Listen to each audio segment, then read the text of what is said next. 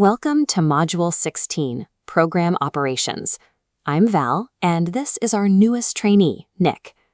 Today, we're covering the specific protocols that keep eMend Healthcare running safely. Behavioral health technicians manage the direct hour-by-hour observation of every client. Your execution of rounds and safety checks provides the physical security framework the clinical team needs to provide care. To maintain that framework, we're going to master 3 core competencies: safety floor basics, search protocols, and BHT operation roles. This visual stamp shows the California DHCSS CCR Title IX standards. These are the state residential licensing regulations that govern every check, search, and transport we perform. Mastering these direct care operations is the final step in your Phase 1 training.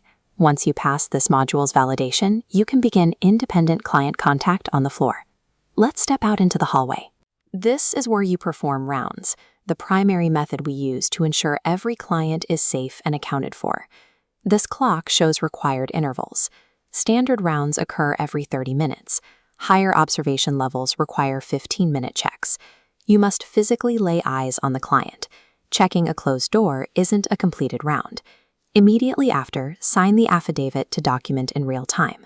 These documents are kept strictly confidential to protect client privacy and are handled per our internal rounds and observation policy.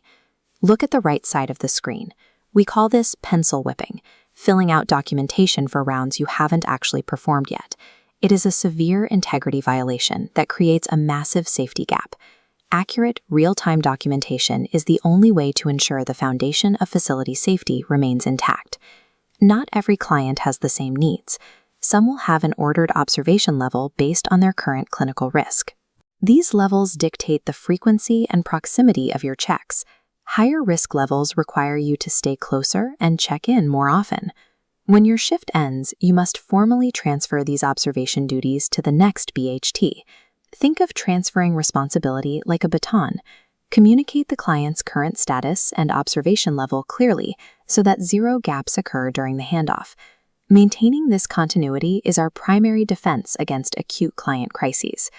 When a client returns from an outing, they must undergo a belonging and body search before re-entering the residence.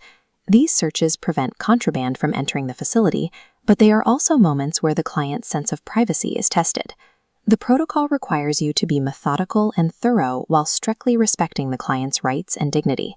If you find contraband, follow this 3-step flowchart. Secure the item, document the find confidentially, and notify your supervisor immediately. As the training guide emphasizes, never shortcut a search and never skip documentation if an item is found. A dignified, protocol-driven search protects the physical safety of the facility while maintaining the therapeutic bond with the client. General operations also include the floor environment. You are responsible for enforcing the resident code of conduct consistently and fairly for everyone. You'll also manage routine logistics, tracking attendance, managing patient inventory, and monitoring service animal rules. Now let's look at operations that happen outside the facility, specifically client transportation. To transport a client, you must have internal driving authorization, defensive driving training, and a recorded safety drive that meets California DMV requirements. Stop. You must never get behind the wheel for a transport assignment without these specific current clearances in your file. Compliance with our vehicle safety and driver policies is just as legally significant as the procedures we follow inside the residence. To recap, you must lay eyes on every client at the required intervals, ensure seamless observation handoffs, and conduct searches with dignity. You are now ready for the final step before you begin floor duty, the E+RD validation. This stands for Education plus Return Demonstration. You will meet with a supervisor to demonstrate that you can perform rounds, perimeter checks, and client searches exactly as we've practiced. By following these protocols, you ensure that the facility remains a safe, structured environment for recovery.